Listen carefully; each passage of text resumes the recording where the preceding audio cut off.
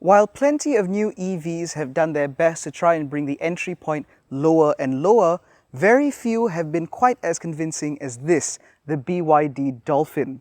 With prices starting just under 100,000 ringgit and rising to just under 126,000 ringgit for this, the premium extended range, we take a look at what might very well be Malaysia's first truly mass market EV. But before we do so, be sure to hit subscribe and hit the bell to be notified every time we make a new video. But, ladies and gentlemen, this is our review of the 2023 BYD Dolphin Premium Extended Range.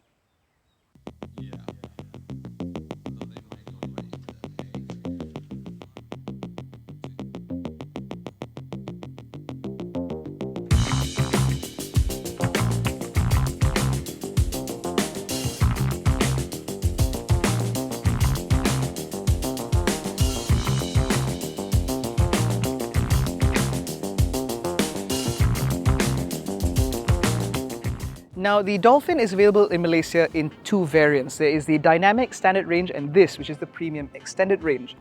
Now, we will be reviewing the Standard Dynamic Range separately because there are a few mechanical differences that differentiate the two cars. So firstly, the Standard Range obviously has a smaller battery with a smaller motor which produces less power and less torque, and also the charging speeds are slightly lower as well. On top of that, the Standard also gets a torsion beam rear suspension, whereas this gets a multi-link rear suspension. And so the way they drive is different, so please wait for our review of that model. However, besides the mechanical stuff, this particular vehicle is the car we're looking at today. So in terms of specs, this car runs a 60 kilowatt hour battery, an LFP battery at that, which provides an NEDC range of up to 490 kilometers. Now in our testing, it looks more like 400 kilometers unless you drive primarily in traffic jams and so on, which means you may be able to extend it up to 450. The WLTP range on this particular car is 410. In terms of charging, it will accept AC charge at up to 7.4 kilowatts, which means dead to full takes about 10 hours, slightly less than 10 hours, whereas with a DC charger from 10 to 80% takes about 40-ish minutes at up to 88 kilowatts. Now, as I said earlier, that makes this car pretty good in terms of its daily usability, which means this could actually replace another ICE vehicle that you might have. If you're used to internal combustion, you're looking for your first EV, this might very well be it for you.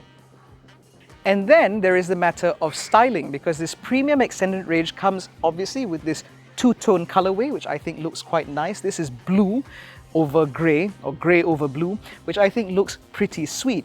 And this blue color actually extends into the 17-inch alloy wheels. These are actually color-coded to the car, which means if you get a different color, you get different color alloy wheels. Although, if I'm not mistaken, the white ones come with a different wheel design altogether. I think, I'm not so sure, but they will still be 17 inches either way. Rubber is provided by Linglong.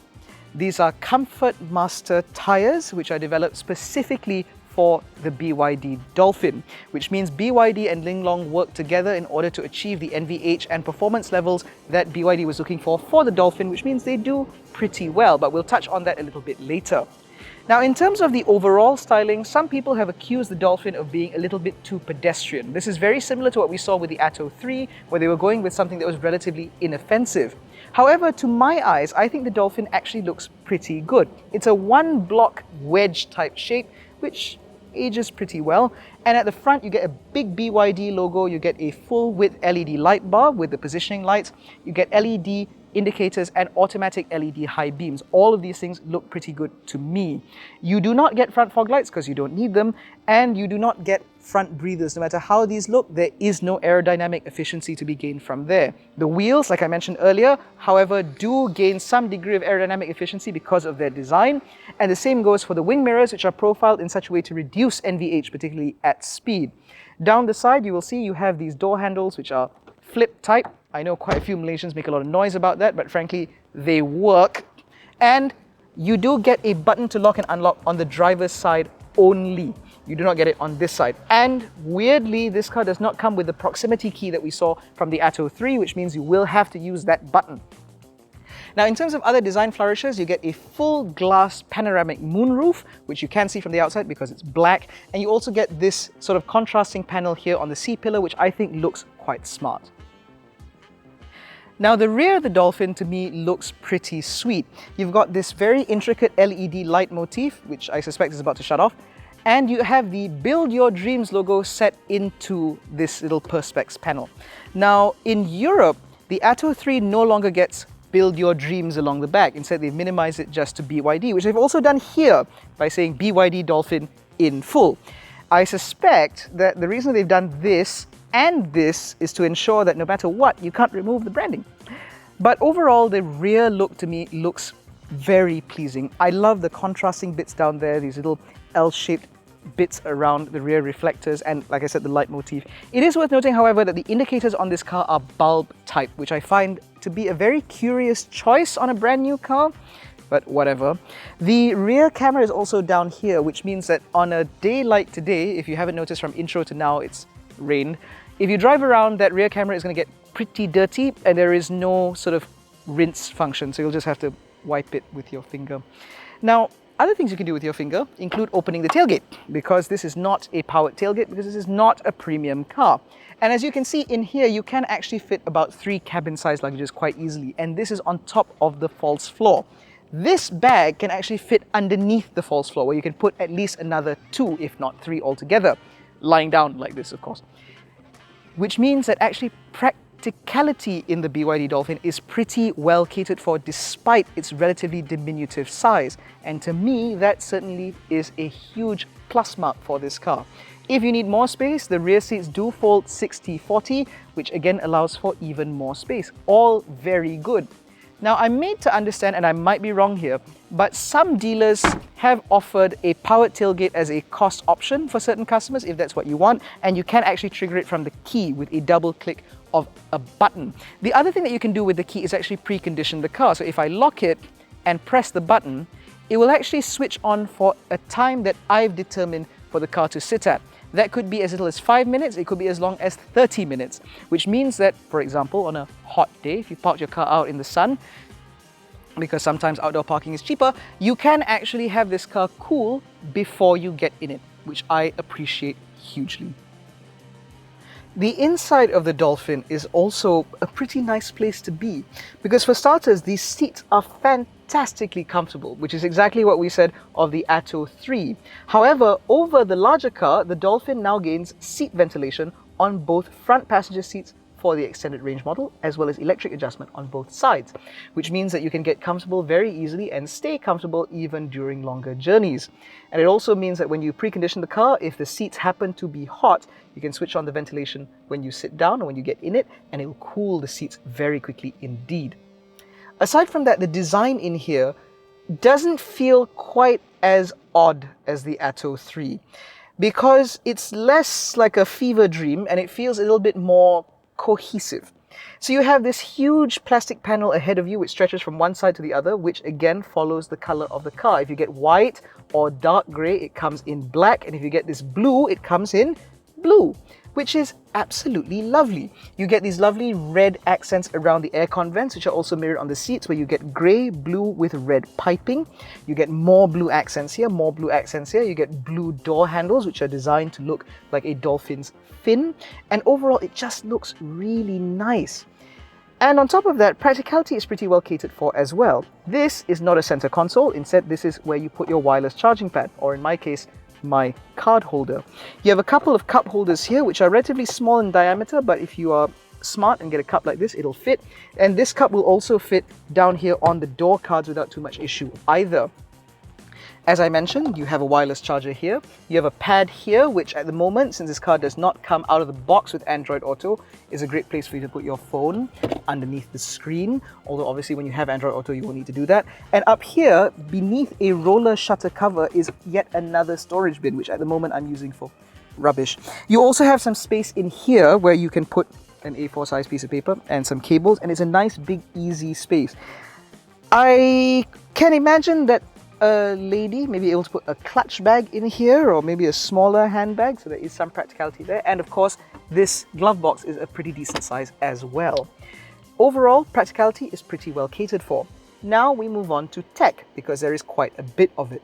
With the sunroof open, you can see this interior for all of its wondrousness. Now, I delayed Now, moving on to tech, you have this massive screen up ahead of you which responds very quickly. You've got great graphics, and this controls the majority of your functions. This row of buttons here, which operate kind of strangely, allows you to do things like change gear and change the volume and hit the hazard switch and stuff like that. But every other function lives in the screen. That includes your HVAC controls, your vehicle controls, everything is all in here.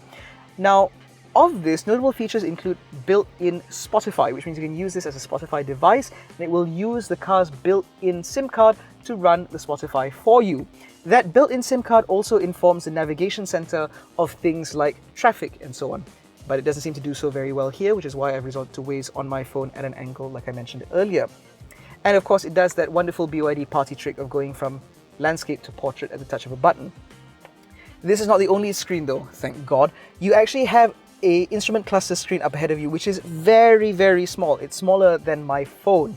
But the important thing is this screen shows you all the pertinent information that you need. That includes your ADAS system, any warnings from the vehicle, your range, the amount of power you're using, your regen mode, your selected gear, and your odometer and trip information, all neatly displayed on this little screen, which I certainly appreciate. Now, I would have liked to have had a heads-up display, but this is 125,000 ringgit, which means obviously it doesn't come with a heads-up display because you can't find a car with a heads-up display at this price, so sod it. Other notable features in here include a fantastic audio system, which BYD will not confirm comes from the same people who supplied the audio system, the Atto 3, which is direct. It's a French audio brand, but the overall quality is pretty good even for slightly fussier people like me. The only thing that I absolutely do not like in this car, which I've had to get used to, much to my annoyance, is the fact that this central mirror does not come with a dimming function. I would have liked that. At this price point, you'd expect it. Unfortunately, it does not have it, which I said is an annoyance. And also, when you use the manual dimming function, it doesn't quite get to just the right angle, which means you still need to do further adjustments, which again is less than ideal. But at this price point, I'm willing to overlook it. The other thing that I will not overlook in this car is rear seat space, because there is an absolute abundance of it. Even though this is ultimately a B segment hatchback crossover-y thing, as you can see, I have C segment levels of knee room and a pretty good amount of headroom as well, despite the fact there is a retractable sunshade in this car. And because this is built off of a dedicated EV platform, it does mean that I have an absolutely flat floor, and I can also tuck my feet in underneath the seat in front of me.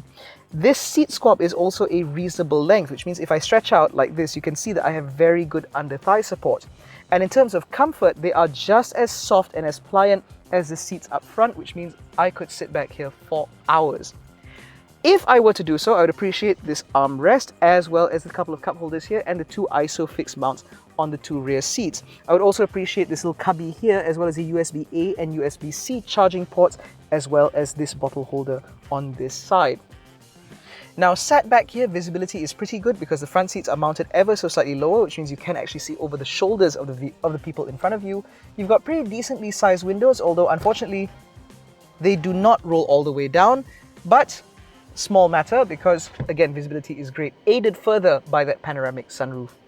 The difference between the standard range and this car is that panoramic sunroof, which means in the standard range vehicle, you do not get these LED lights. Instead, you get a bulb type light in the middle of the car, like you would in, say, a Myvi or a Vios, I suppose.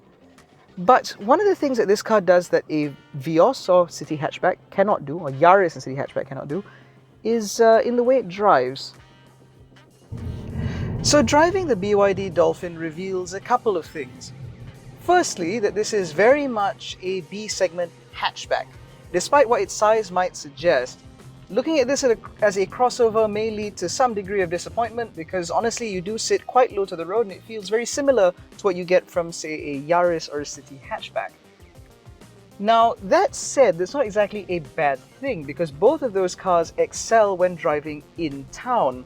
And that is where I feel this car does particularly well. At speeds under 70 kilometers an hour, as you can hear, there's very little in terms of wind noise. What you do hear maybe is the sound of the ventilated seats. But as far as I'm concerned, this is exactly the way you'd want your car to drive. It feels quiet and plush. It is smooth and refined. There's very little vibration, if anything at all, because obviously this being an EV, you don't have an engine whirring up ahead of you. So all in all, this is pretty good. And even over speed bumps like the one I just went through, it's soft, it's plush, it's nice. I like it a lot. And I imagine that a lot of people can get used to this quite easily because your visibility is great thanks to these quarter lights as well, so you can see absolutely everything around you. And with this panoramic sunroof and this serene drive, it is just effortless, truly. And the same goes with the performance. So as I mentioned earlier, this is the premium extended range, which means you get a slightly bigger motor, which is good for about 210 or 201 horsepower, I can't recall, and about 310 Newton meters of torque. The Century Sprint is dispatched in about 7-ish seconds, and this car feels very sprightly. When you're trying to merge into traffic and so on, or trying to overtake on the motorway, things are very pleasant indeed. And at motorway speeds, I'm on the NKVE now, doing about 110 kilometers an hour. You can tell that this car is, again, very impressively refined. There is a little bit of wind noise, sure, and there's a little bit of road noise, sure, but this is about on par with other vehicles within this price point. In fact, the Proton X50 is notable for having really raucous wind noise at about 80 kilometers an hour. The Honda HR-V does about the same. Everything within this price point does about the same. The only difference, of course, is the fact that in a Dolphin, you can hit the pedal and hit motorway speeds very quickly, whereas other cars have to spool up. There are turbos or CVTs or whatever else, whereas this is a direct translation of foot to power, which I appreciate.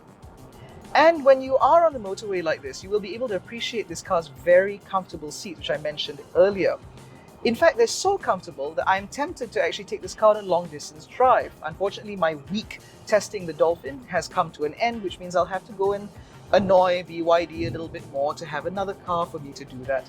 And before anybody asks, no, I'm not about to do a long distance drive in a standard range because I am not insane. Now, with all of that put together, it's quite clear that the Dolphin is a very strong contender within this price segment. In fact, the Dolphin doesn't just need to be compared against other EVs, it should be compared against other cars within this price category. That means vehicles like the Proton X50, the Toyota Corolla Cross, the Hyundai HR-V, as well as more traditional rivals like the Toyota Yaris and the Honda City hatchback. And when you compare it against those cars, given this car's very solid and comprehensive suite of active safety features, plus its relatively impressive levels of refinement, which you might not be able to hear right now because the surface is very coarse, but you put all of that together and you end up with a very pleasant experience. In terms of charging as well, this car is quite cost efficient. If we average at about 50 cents per kilowatt hour, if you're charging at home, you can charge this car from flat to full for 30 ringgit. 30 ringgit is equivalent to about 15 liters-ish. If you have a car that does 5 liters per 100 kilometers, that means 300 kilometers. If you have a car that does 10 liters per 100 kilometers, that means 150. Whereas this car on a full battery will do between 400 to 450 depending on driving conditions, which as far as I'm concerned means that this is a truly efficient thing to run. The only question now comes in terms of after-sales service, because there have been quite a number of gripes raised by BYD Atto 3 owners about the after-sales service packages being offered by Sime Darby. Now, for the Atto 3, perhaps the prices being offered are not that bad, because when you're spending about 160, 170,000 ringgit, then obviously you have a bit more in terms of disposable income, and you may want the peace of mind of knowing that all your services are taken care of. But for the Dolphin, it is a slightly different equation, because these are more price-sensitive customers, and if servicing costs are the same as an ICE vehicle, then you might as well... That was very badly timed. If the servicing costs are the same as an ICE vehicle, then you may want to just stick with that, particularly given the fact that no matter what, charging will take longer than a splash and dash at a petrol station. But beyond the servicing costs and the maintenance and after sales, what you're getting with the Dolphin is a very comprehensively equipped vehicle for the money that it's asking for. This ADAS system is pretty competent in terms of refinement, in terms of comfort, in terms of overall day-to-day usability. This car is excellent. And even if you don't want to bother having a wall box installed at home, via a 3-pin plug over a period of 10 to 12 hours, this car will charge about 30%. And I'm quite confident in saying that most people will not really be using 30% charge every day. And then of course there's a matter of the battery. Now BYDs are warranted for up to 8 years on their batteries. But more importantly, the battery chemistry in this car means that you can actually charge this vehicle and the Atto 3 up to 100% every single time. In fact, the owner's manual suggests and recommends that you charge this car to 100% every single time. And you can DCFC apparently however often as you want. This car manages its thermals pretty well, which means battery degradation, according to BYD, is relatively minimized. So you put all that together and it truly does feel like a painless experience. This could very well be the first EV for a lot of people. In fact, this might very well soon be my first EV. I adore it, I love it, I think it's fantastic. Although I do admit that if my day-to-day usability required a bit more range, and it required me to drive further distances, and it required me to not deal with the difficulty of finding charges when I do drive long distance, then I might be better served by something like the Peugeot 2008, which is another vehicle that I like a lot within this segment. And if you're not quite ready to make the change to electric, then perhaps the Honda HR-V Hybrid or the Toyota Corolla Cross Hybrid may be a better bet, because when you're driving in town, they are very frugal and they maintain that frugality out on the open road. But if you think that you're ready to make that switch to electric and you want a city car that is able to do long distances if it needs to, but will primarily be used in town, you want something that is comprehensively equipped, that is comfortable for both you and your passengers, and you don't really give a toss about driving dynamics, then the BYD Dolphin is absolutely fantastic. If you enjoyed this video, please give it a thumbs up, subscribe to the channel, hit the little bell icon so notified every time we make a new upload. Don't forget to follow us on Facebook, Twitter, Instagram, and WhatsApp. All the links are in the description below. Thank you so much for watching. We will catch you in the next one. Take care, stay safe, and jangan bodoh.